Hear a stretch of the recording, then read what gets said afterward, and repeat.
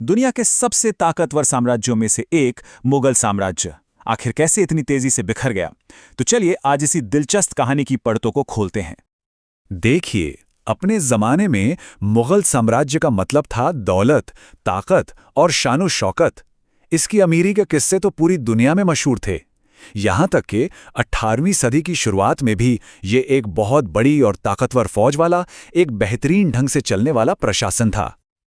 और यही तो सबसे बड़ा सवाल है ना? एक साम्राज्य जो बाहर से इतना मजबूत दिखाई देता था, वो ताश के पत्तों की तरह ढह कैसे गया? असल में इसका जवाब कहीं बाहर नहीं, बल्कि साम्राज्य के अंदर ही छिपा हुआ था। इस पूरी कहानी की शुरुआत होती है आखिरी महान मुगल सम्राट औरंगजेब की मौत के साथ। यहीं से असल में साम्राज्य के अंदर वो दीमक लगनी शुरू हुई, जिसने उसे धीरे धीरे अंदर से खोखला कर दिया।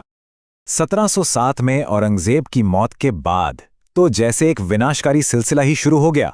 पहले तो गद्दी के लिए उनके बेटों में ही खूनी लड़ाइयां हुईं, और फिर तो एक के बाद एक गृह युद्ध होते रहे।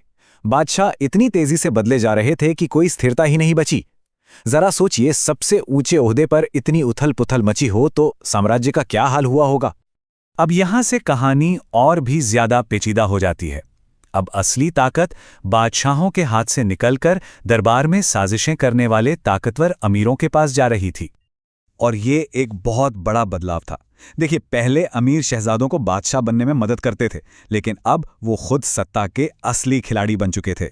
ईरानी तुरानी जैसे अलग अलग गुटों में बटे ये अमीर सिर्फ अपने फायदे के लिए लड़ रहे थे, और शाही खानदान के लोग वो तो बस इनके हाथों की कठपुतली बनकर रह गए थे, जिन्हें ये अपनी मर्जी से गद्दी पर बिठाते और हटा देते थे। और जानते हैं, इसी दौर में एक नया नाम मशहूर हुआ, राजा बनाने वाले। ये नाम उन ताकतवर अमीरों के लिए इस्तेमाल होता था जो अब साम्राज्य की किस्मत का फैसला कर रहे थे। और इस कठपुतली के खेल के सबसे बड़े माहिर खिलाड़ी थे सैयद बंधु। सैयद बंधुओं ने फर्रुखसियर को बादशाह तो बना दिया, लेकिन वो उनकी पकड़ से आजाद होना चाहता था, अपनी ताकत वापस पाना चाहता था। नतीजा ये हुआ कि सालों तक दरबार में बस साजिशें चलती रहीं, जिससे प्रशासन का काम पूरी तरह ठप हो गया और साम्राज्य लगातार कमजोर होता चला गया। सैयद बंधुओं का दबदबा तो अपने चरम पर पहुंच गया था। उन्होंने फर्रुखसियर को रास्ते से हटाया, फिर जल्दी जल्दी 2 और बादशाह बदले और आखिरकार मोहम्मद शाह को गद्दी पर बिठाया। दिलचस्प बात यह है कि उन्होंने धार्मिक सहिष्णुता की नीति भी अपनाई। लेकिन देखिए, किस्मत का खेल। जिस दरबारी राजनीति ने उन्हें इतनी ताकत दी थी, आखिर में उसी राजनीति ने 1720 में उनका भी अंत कर दिया। तो एक तरफ साम्राज्य अंदर ही अंदर खोखला हो रहा था, और ठीक उसी वक्त बाहर से एक ऐसा जोरदार झटका लगा जिससे वो फिर कभी संभल ही नहीं पाया। मतलब दिल्ली की कमजोरी की खबरें इतनी फैल चुकी थीं कि ये बाहरी हमलावरों के लिए एक खुले न्योते जैसा था। सबको पता चल गया था कि मुगल साम्राज्य पहले जैसा ताकतवर नहीं रहा। और हालात कितने खराब थे, इसका अंदाजा इसी बात से लगाइए। जब ईरान का शासक नादिर शाह अपनी फौज लेकर दिल्ली की तरफ बढ़ रहा था, तो मुगल दरबार के अमीर आपस में लड़ने में इतने मशगूल थे कि वो मिलकर मुकाबले की कोई योजना तक नहीं बना पाए। अरे, वो तो इस बात पर भी एकमत नहीं हो सके कि सेना को कौन संभालेगा। नादिर शाह ने दिल्ली से जो लूटा, वो रकम होश उड़ा देने वाली थी। अंदाजा है कि लगभग 70 करोड़ रुपए। ये एक ऐसी आर्थिक चोट थी जिससे शाही खजाना फिर कभी उभर ही नहीं पाया।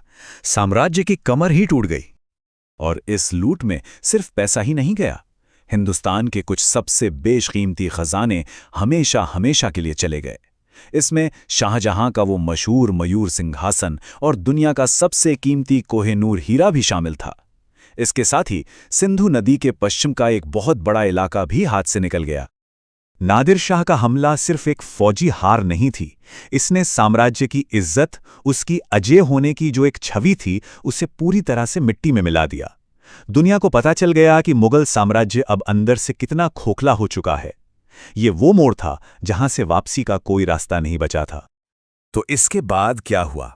इसके बाद शुरू हुआ साम्राज्य के बिखरने का आखिरी दौर।